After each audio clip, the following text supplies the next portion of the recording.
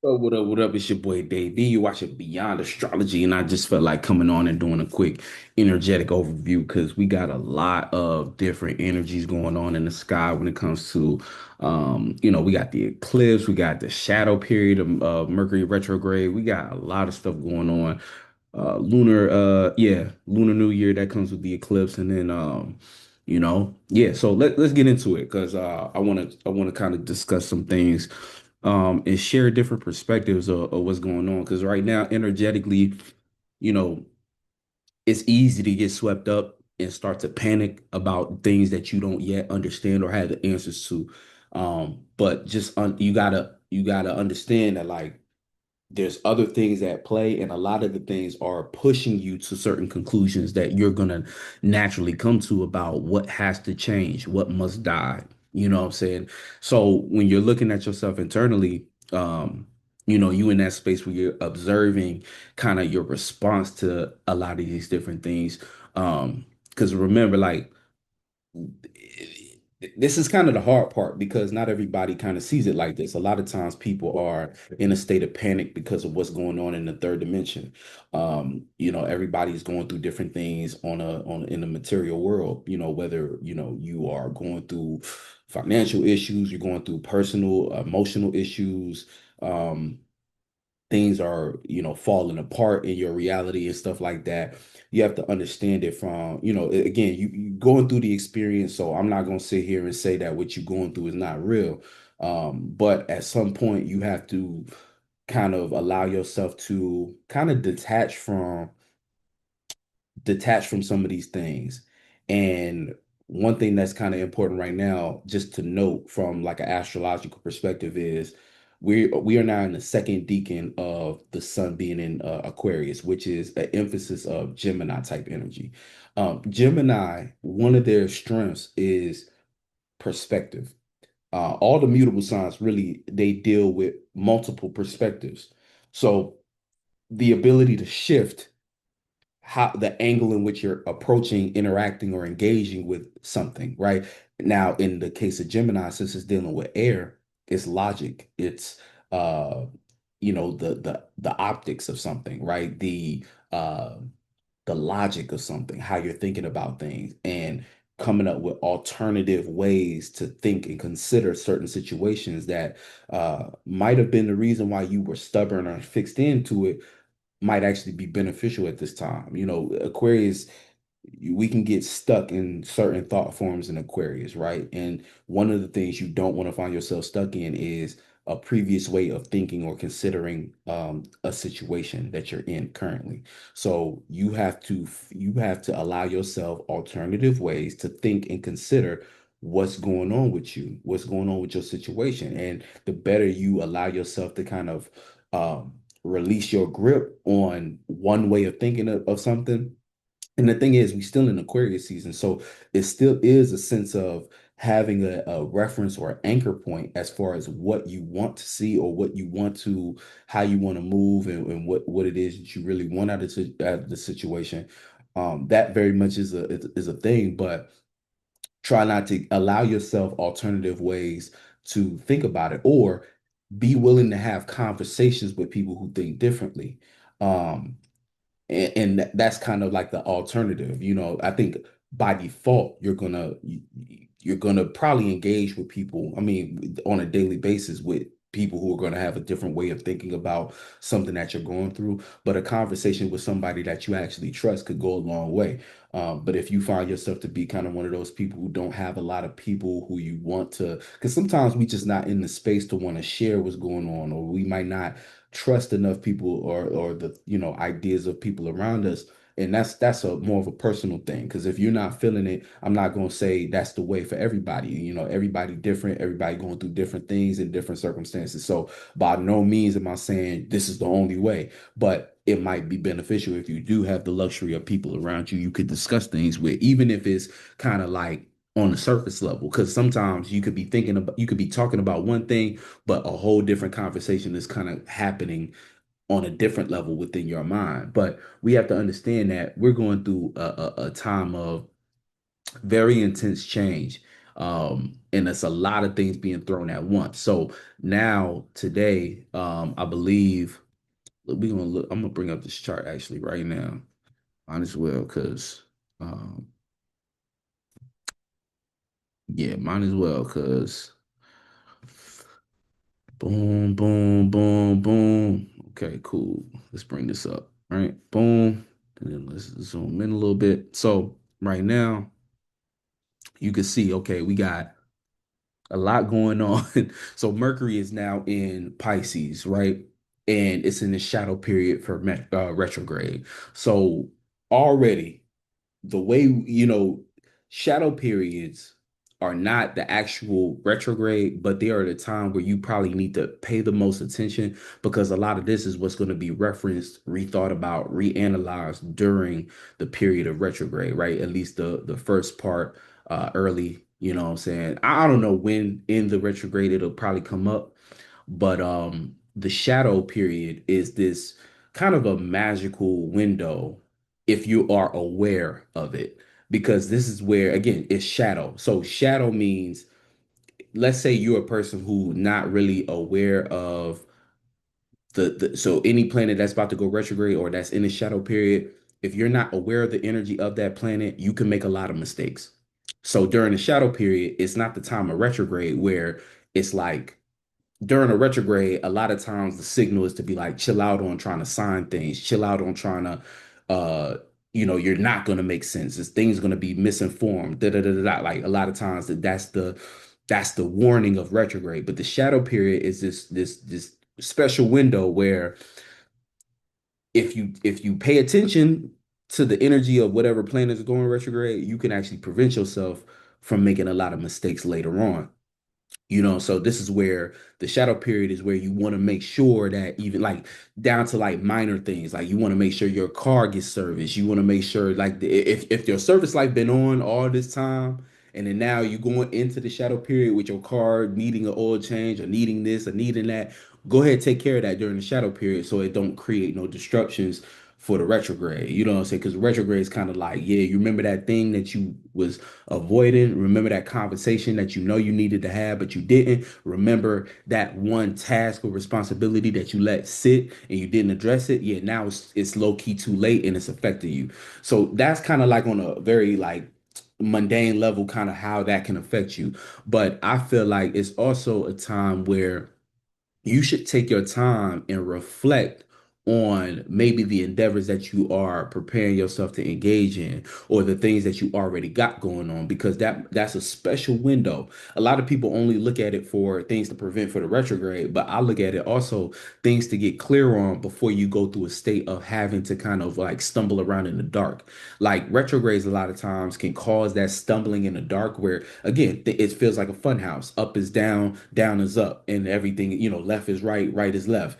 And but if you take that shadow period into consideration and you focus on, like, you get clear, like shadow periods, I feel like are a time where you should journal, and then during a retrograde read back on pages that you made in that journal just to get a sense of like, okay, like this is what I was thinking going into this. So when things go wrong, this could almost work as an anchor, especially in Pisces.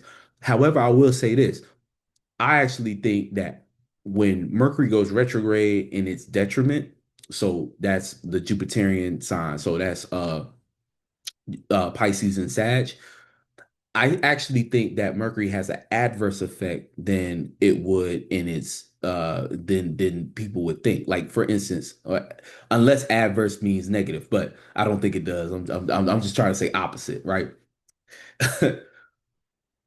When Mercury goes retrograde in Pisces, I found in my own experience that actually things become more clear, at least for the signs that, like, especially if you have a lot of Pisces in your chart and Sagittarius in your chart. When it goes retrograde in those signs, you actually get a buff, like you actually get a power up, because what used to make sense is now flipped.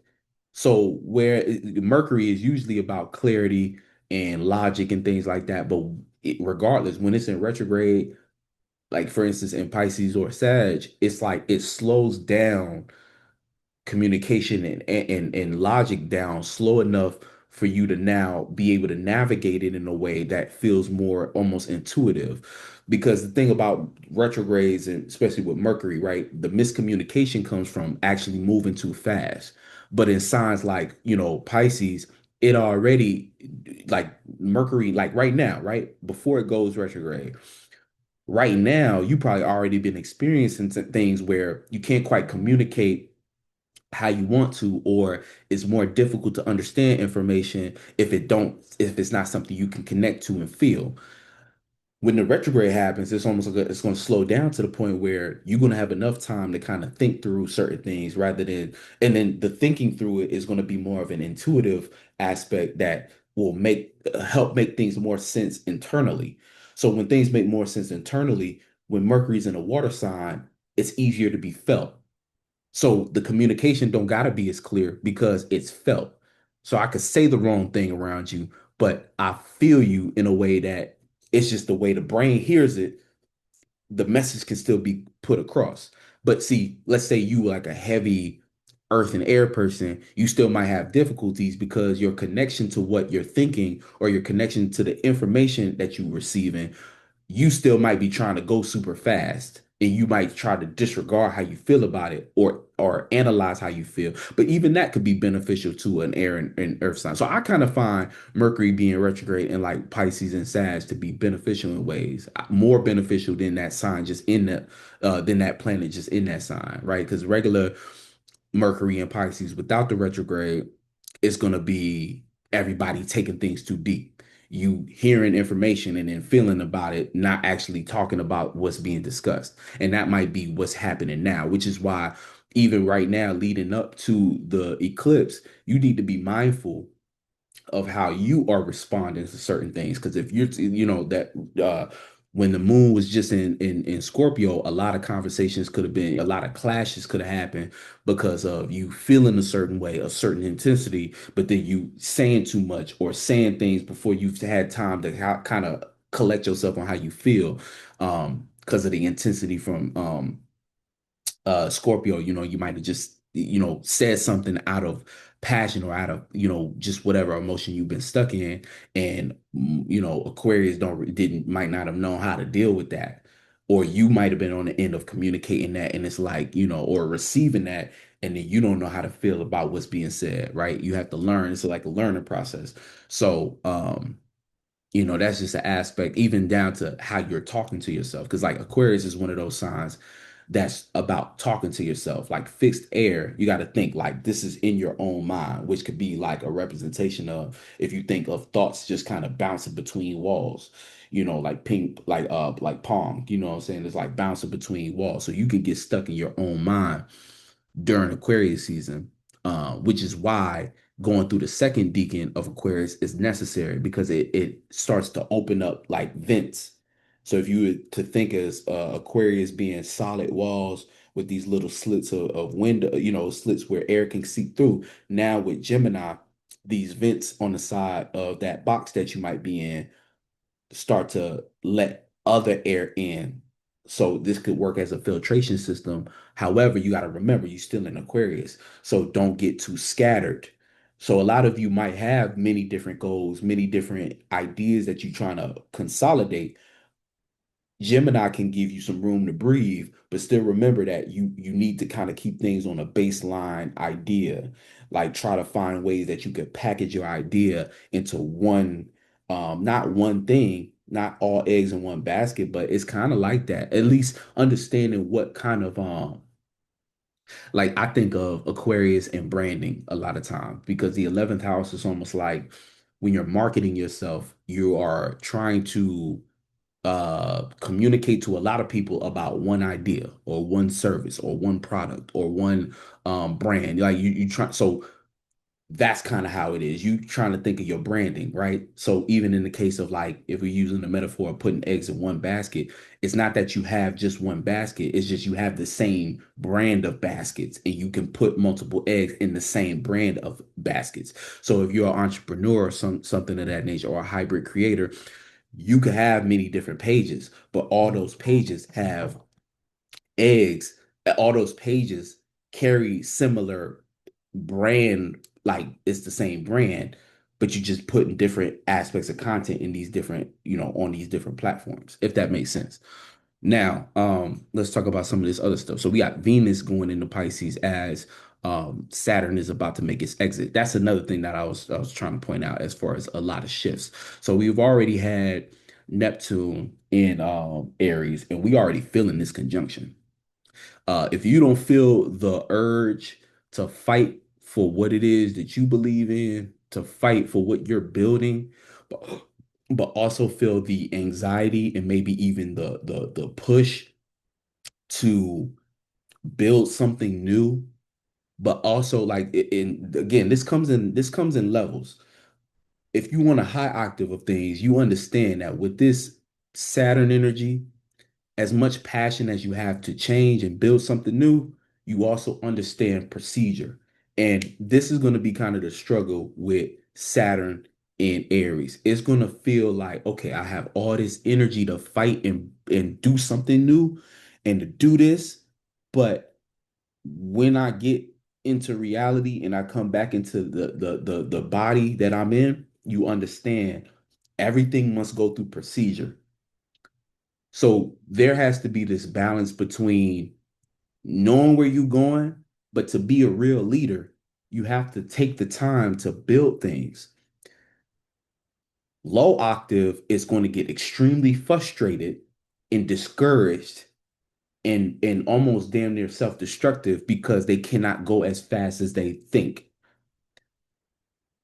Don't look at that as a punishment. See, the way Mars thinks of things sometimes, like sometimes Mars can confuse restriction for punishment. This is why Saturn falls when it's in Aries. Restriction is not punishment. Restriction is actually, and it's ironic, Saturn falls in Aries, but Mars thrives, is exalted in Capricorn. So you have to, even though the transit we going through is Saturn in Aries, you need to start to understand stories of, and see, this is why I love, like, astrology is so dope as a tool, just a tool, right? Because you start to be able to make connections on like life lessons, two perspectives told, the same story told from two perspectives, discipline, passion, responsibility, structure, and focus, energy, intention, motivation, all of these things mixed up in this story, this common thread, but two different perspectives that you can approach. And this is kind of like my even point with Gemini, where the frustrations in your life is hitting you at a certain angle. The solution is not to give up. The solution is not to be uh hard-headed, stubborn, and try to ram yourself into it. You might just need to change your perspective to adjust your approach. Keep the same attitude, keep an attitude that's above it.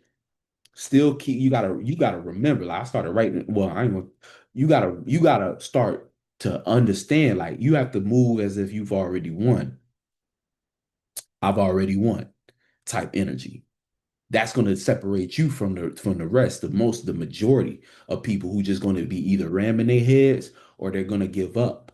And see, giving up is so detrimental right now because with Venus right here going into Aries, the weak are going to just follow suit with whoever who presents themselves to have the answers. But see, it's already been leading up to that. You don't be surprised because the sheep always gonna be sheep. It's just a new form of sheepism. You know what I'm saying? So the people who don't have their own mind or don't have their own belief system or don't believe in themselves enough are still gonna do the same thing, which is follow suit. But they not gonna generate enough energy or faith in their own self to actually see through the illusion. See, you have to see through an illusion, you gotta actually like it take courage to kind of like this is why burning through illusion is a fire sign thing. Being lost in delusion is a water sign thing. Pisces it can get lost in the delusion. So people who still lost in the delusion, they still might not have enough courage, individuality, and like ability to see and pierce through reality in the ways that a person who actually been on this journey, and instead of in Pisces getting lost into delusion, they work themselves to a place of create, like, because it's like Pisces energy is interesting. You either so lost into delusion because it makes you feel good, or you allow the feelings of discomfort to lead you to almost dissolve what you think is real, observe long enough to see, actually to feel almost like, to for every, you observe, or like allow enough for you to kind of for the illusion to kind of dissolve. That's like Pisces is tricky. But the high octave, low octave it's just different through every sign. The high octave of Pisces is you're not running from nothing. You're not escaping a feeling. Escaping a feeling is why you get lost into a delusion, because the delusion allows you to feel safer than sitting with the uncomfortable feeling enough to gain the knowledge and the wisdom. When you sit with the uncomfortable feeling or any feeling that come through, not necessarily absorb. It's like when you absorb it, it's like I feel like even the relationship, like when it comes to Pisces, the absorbing and the it's like it's like contraction and expansion, right? That's like a natural process. So for I feel like same thing. Every sign experienced this just on a different level. For Pisces though, it's absorbing and then dissolving, absorbing and then dissolving. So, or observing, I'll say. You absorb, then you observe. You absorb and then you observe. Because if that's Pisces' gift. I feel like every sign, and this is why it's so dope to kind of be able to I'm so excited for the videos I got lined up for y'all and the different things, because like it's just explaining these different things help you understand life in different ways that could be beneficial. But anyway, absorb, observe. So that's actually the healthy ebb and flow. People would be like, oh, Pisces, don't absorb everything. But no, sometimes as a Pisces, that is your gift. That there's times in a Pisces life, or just dealing with a Pisces transit, you need to absorb. You need to know what's going on intuitively around you, emotionally, subconsciously. But don't get lost in that. Observe. Now don't, now it's beyond you. And you could just let it be. You observe, you get that information. That's what develops the wisdom. When you're going through the experience and expanding, you're absorbing. It's the same thing. Expansion, contraction. When you contract it, you observe it. You like pulling back. You like, okay, now I know who I am without detachment. Because that's the thing with Pisces. Sometimes Pisces can get lost in one, absorb, and now you think you everything. Sometimes they observe and now they think they're nothing. So absorbing, now you have all the anxiety in the world. Now you're moving around the world like a Virgo, stressed out, but on an emotional level. You be in everybody's business. You think you responsible for everything. You think you're a martyr. You got a God complex. Or observe, get lost in observing. So now you moving through life like a ghost. Nobody know who you are. You don't even know who you are because you didn't observe to the point of not having no ego. You dissolved your sense of self. So now you're just nothing. You're just going through life like a ghost and you feel lost. Now you're homeless, you're doing this, you're doing that. Then you wake up. So a healthy interaction with this energy or engagement with this energy is to understand the ebb and flow. Now, low octave though is delusion. You don't want to feel anything but good. Venus exalted. So now you run into the delusion to keep yourself safe, hide away, locked away, straitjacket. Or higher octave is to understand that higher octave is being actually able to have a healthy ebb and flow. When emotions come, you understand that at times you must feel deeply, but just as waves crash and fade, so will these emotions. So you sit with emotions long enough to get the information, but you do not become them. So what becomes a prison in a person low octave in a delusion which once felt good, but they hide it behind it, so they imprison themselves in that feeling. You are the master of the waves. So you actually you start to become wise on what emotions come, what they mean, meaning and reasoning, and you know how to let it go. So you become the healer in other people's life. You got always got the right thing to say. You always got the right remedy for your own ills. You always you know how to move a room. You and then this becomes the ability to now have a immense imagination, a rich imagination, which now you can turn into art. And this is why everybody fuck with your music. This is why everybody want to bump Dave B. You know, so everybody want to bump Dave Beyond. That's why everybody want to watch Dave Beyond movies. You know what I'm saying? A little shameless plug, but that's really what's happening. You know what I'm saying? That's why your energy unmatched. And again, I'm talking from a perspective as a Pisces sun, but then there's the perspective as, you know, just going through Pisces transit. Everybody got Pisces in their chart. You could do the same. You could do the same thing anytime you want to access Pisces. Just understand what aspect, you know, understand the transits and understand where it is in your chart. You can access it. You know, I'm not saying nothing that's exclusively for, you know, a group of people. We all have access to these things, especially with all these transits. Um, so getting back to what I was saying, like, you know, looking at this right here, Saturn and Pisces leaving everything in progression.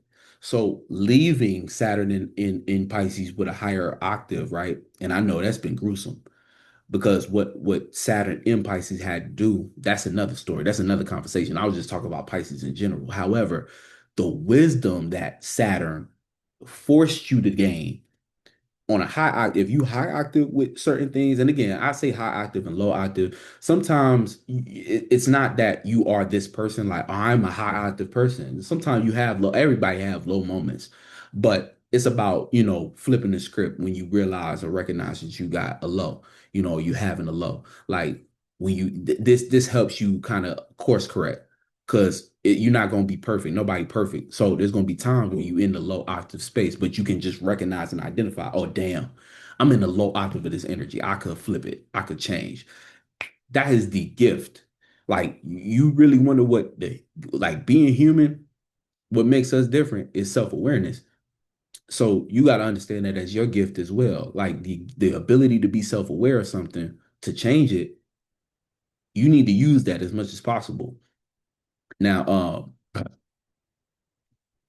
now, being high octave, you know, leaving Saturn and Pisces with just high octave perspective and being like, okay, there was wisdom that came with the restrictions. Now you could transfer that into your understanding of Saturn and Aries. You have all this imagination that you just can't wait to build on. You can't wait to get started with. But you have to honor what Saturn is. Saturn is the slow burn. Saturn is restrictions that, again, low octave, you feel imprisoned, restricted, boundary to the point where you get discouraged, frustrated, self-destructive. Or you could look at it high octave. Okay, this is a restriction in which I must develop my skill level to then create a stepping stool out of this. This is a challenge. So to challenge to engage with this challenge properly, I need to what? Work on my skills. I need to develop my skills. Now, depending on what house you have this in, of course, that's going to get the more details. You know what I'm saying? But this is more about, you know, becoming the Karate Kid almost, where you know, yeah, you could get frustrated, or you could start to train yourself to become a real force to be reckoned with. Mars exalted in Capricorn, going hard about procedure, understanding the procedure. If you get restricted by something, figure out what that is, learn about it, start to make it your enemy. You know what I'm saying? Start to get strategic on how you're going to destroy that enemy. You know what I'm saying? This is the self-development. What a lot of the world might get lost in is making other people their enemy. Revenge stories, chaos magic, and all that stuff. Don't get caught up in that because that's not actually going to produce anything.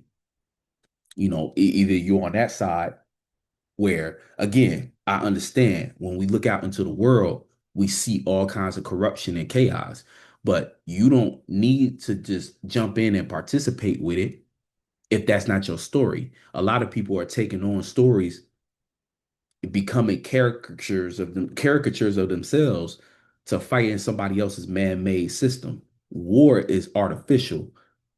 Poverty is artificial. Not to say that the feelings that it creates is not real, but understand the system is designed a certain way to keep people in certain mind states.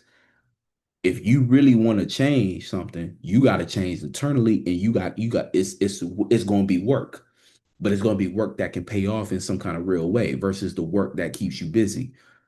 So that's participating in the system in a desperation type way where you're just doing anything and everything to get by. And unfortunately, that's not actually going to cut it.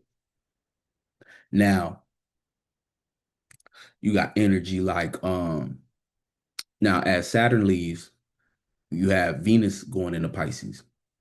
So that is kind of like an era of relief in some ways. Um, but Venus being exalted in Pisces, of course, can go too far. So you need to understand restraint. And this is kind of the tricky part of where Mercury can get you in trouble a little bit.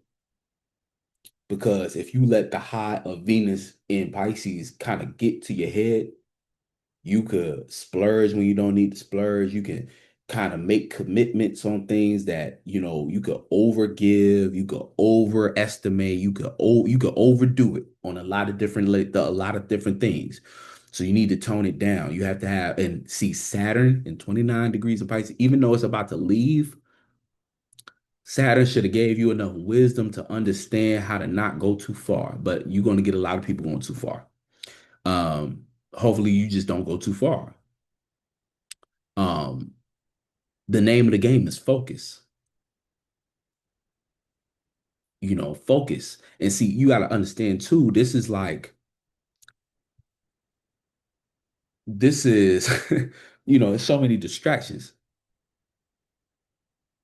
And my fault, I actually made a mistake because I said that Aquarius was in the second decan. It's actually in the third decan, which is Libra, right? But Libra even is looking at an alternate perspective. It's not so much Gemini where it's alternate perspective, but it's looking at the other side of something. It's relating it as well, relationship. So relating honestly even down to understanding like even with this Pisces energy more so about I feel like it still stands like relating with another individual or another form of thinking. So whereas Gemini opened the vents because that was the second decan, but we actually just got out of the second decan. So that's kind of what you needed to been already applied. So now in the third decan is really Libra. It's really about balancing it all now. So now you already have the alternate information or taking another side of something into consideration. Librism is like the devil advocate energy. So when you think of a lot, yeah. So anyway, just wanted to clear that up. But even relations, um, focus. Mercury right here next to the North Node on its way to Aquarius, and South Node on the way to Leo. So thinking and considering of things in terms of your spiritual path, right? Because North Node represents in the transits represents the collective spiritual path, right? So that even lends itself to understand that again, like I was saying before, it's a fertile time to create something new for yourself.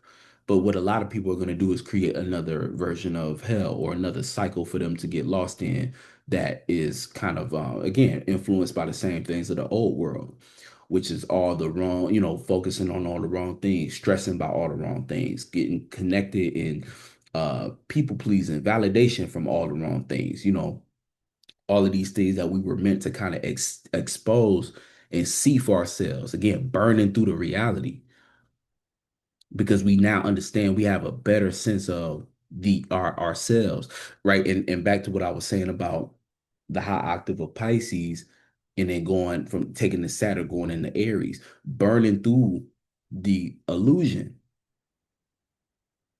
in order to paint a picture that is more in resemblance or spark an image or a vision for the imagination that we've been cultivating, the beautiful imagination that we've been cultivating for ourselves.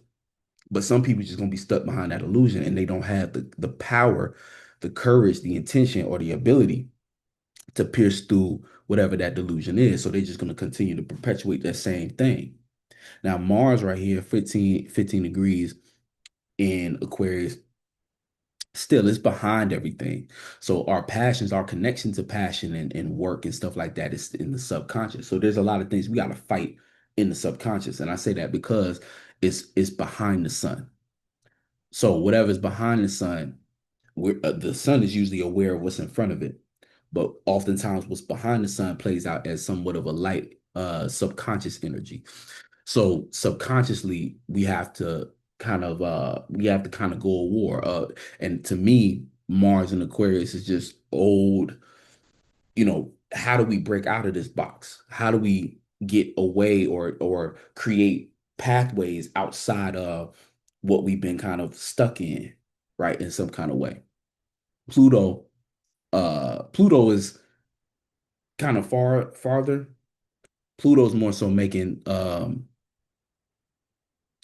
Pluto's more so representing the transformation. But Pluto not really making no direct alignments with it's making it Pluto is making a direct alignment with Neptune and Saturn, which is the opening up of opportunities, right? But see, all of this can bring a certain level of anxiety too. Anxiety is not bad, but if you don't know how to harness the energy, if you don't understand where you are in the mix, then lines can get crossed. You can get thrown off of your game.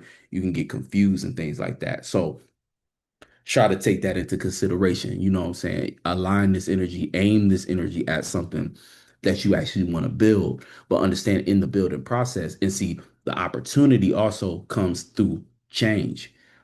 It's going to prompt you to change in order to get there. Like I said before, that push, but then having to understand, okay, there's skills I have to develop in order to overcome this restriction, you know. So that's the aspect of that. Chiron as well, healing has to come through engaging with these things. Chiron is making a sextile with the sun. So seeing our flaws for what they are, and it's direct, seeing our flaws for what they are, and having the courage to, really just push through with them. Um, Certain asteroids, the other asteroids like Pallas, right here, us having to have a relationship with our dreams in our subconscious world. Um, we have to protect that we have to understand we in a relationship with that. So you cannot let the pressures that you're going through right now crush your dreams in that kind of way. You got to take care of that. And then also another form of taking care of is Ceres, which is more like uh it's more like the mother, the young mother. You have a responsibility to fight and to also identify yourself, to know who you are right now. And then but see, knowing who you are right now is being challenged by Juno, which is the kind of awareness of longevity of where it is you're trying to take these things. So this is why going into this new cycle, you have to have an idea of where you want to be in the next X amount of years. You have to have an idea of where you're trying to take things. But that's a Capricorn. So it might be hard to even see that far because of what, Capricorn is more grounded. So, you know, but looking at the grounded pathway, I mean, the practical, set the destination for something. Don't just restrict yourself. But I guess it does help to be realistic. Juno is in Capricorn, so it does help to be realistic. But um, don't restrict yourself. And that's a sextile or about, somewhat of a sextile with Pallas, that relationship. So even these two is interacting in that kind of way, where there's an opportunity there to use that dream, that imagination for something better and then create the opportunity to like figure out the steps and reverse engineer almost, you know. And then of course the moon in Sag right now is kind of it's kind of just making us more vocal. This is a sextile with the sun, so it's making us want to speak on what we see, speak on what we know, speak on our experiences, express those things, expand those things, and opportunities could come from that, good or bad. So just be aware of that. And then, of course, Lilith right here. A lot of us are still scared to take that leap of faith, and we might be kind of going back and forth with our heads, but we know that there is no turning back. And that's a lot of times what the eclipse represents. There's no turning back. So it's like you might as well keep going. Either you keep going or you go back the right way you started, which ain't gonna be nothing there left for you when you come back. So it kind of is what it is. And then what's this right here? Jupiter. Jupiter in Cancer. So Jupiter making a nice alignment to this Pisces energy. It's a gift right there, but it's in conjunction with the sun. So, we just might not quite understand what the lesson is right now. And that could be frustrating. But this is the thing. As we get closer, the eclipse come in and things like that, we're gonna get that clarity. But you really just gotta right now, it's kind of about being patient. But I think deeper than just patience, it's about steadiness, and it's about reminding yourself constantly of what it is that you're doing a lot of this stuff for. You know what I'm saying? And that is what's going to really help carry you to the next destination. But we're going to come back and talk. We might come back for the Mercury retrograde. I kind of went over that, I feel like, in good detail, but we're going to come back for sure for the eclipse. I still got the month of February readings for all the signs and stuff. It just be taking me a long time to get to that, honestly, because I be juggling a lot of different things. But that's still on the way. I'm probably gonna drop a couple today and work on it throughout the week, the rest of the week. So anyway, I appreciate each and every one of y'all clicking on play. Make sure you hit that like button, leave a comment. These things help the channel grow. Subscribe if you're new here and you like the information I'm giving, and then feel free to book a reading with me. I'm available if you email me at davebeyond95@gmail.com and put astrology help in the subject line. I do readings tailored to what a person needs. So you let me know what you need, and then we can come up with a specific reading to get that solved for you. So much love, and I'll catch you on the next one. Peace.